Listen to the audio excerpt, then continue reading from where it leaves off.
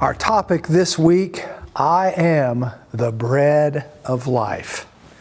In John 6:35, we read, "Then Jesus declared, I am the bread of life.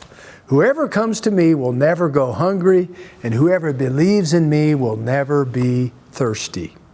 Few things are better than a big family dinner. Amen? Imagine your favorite holiday meal that you have shared with family or friends. I can see it. When we have Thanksgiving with our family here lately, our house can't hold everybody. So we have to come up here to the church, and everyone brings something to share, and we eat and we laugh and we eat some more. One of my favorite moments is right before I pray for dinner, because I am truly grateful, not just that we're about to eat, but that we are about to eat well. Nobody is going to go hungry this Thanksgiving. When there are a lot of people gathered, someone is regularly asking the question, what should we do about feeding them? We have that conversation regularly here at church events. Who's in charge of the food? This summer, when we have over 100 young people at our church for Youth Force, we're already asking the question, how do we feed these hungry and growing young men and women? It'll take a whole team of us. Jesus had his own large group feeding experience. We hear about the story in each of the Gospels, which is, relatively rare. And so this is one of our central stories to understand who Jesus is. John tells it this way in John 6:5-9. When Jesus looked up and saw a great crowd coming toward him, he said to Philip, "Where shall we buy bread for these people to eat?" He asked this only to test him, for he already had in mind what he was going to do. Philip answered him, "It would take more than half a year's wages to buy enough bread for each one to have a bite."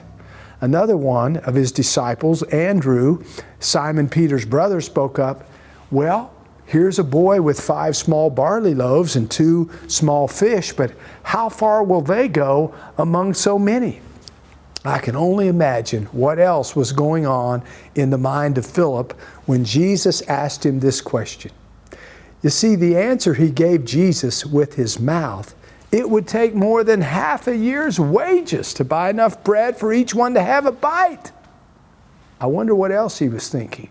Jesus, you are crazy. You choose a bunch of people who are living paycheck to paycheck, and we've left our incomes to come and follow you. I'm not made of money.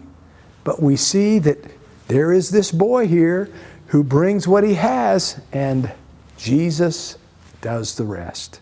Let's keep listening to the story. Verse 10, Jesus said, "Have the people sit down." There was plenty of grass in that place, and they sat down. About 5,000 men were there.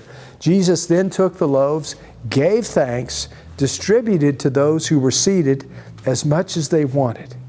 He did the same with the fish. When they had all had enough to eat, he said to his disciples, "Gather the pieces that are left over, let nothing be wasted."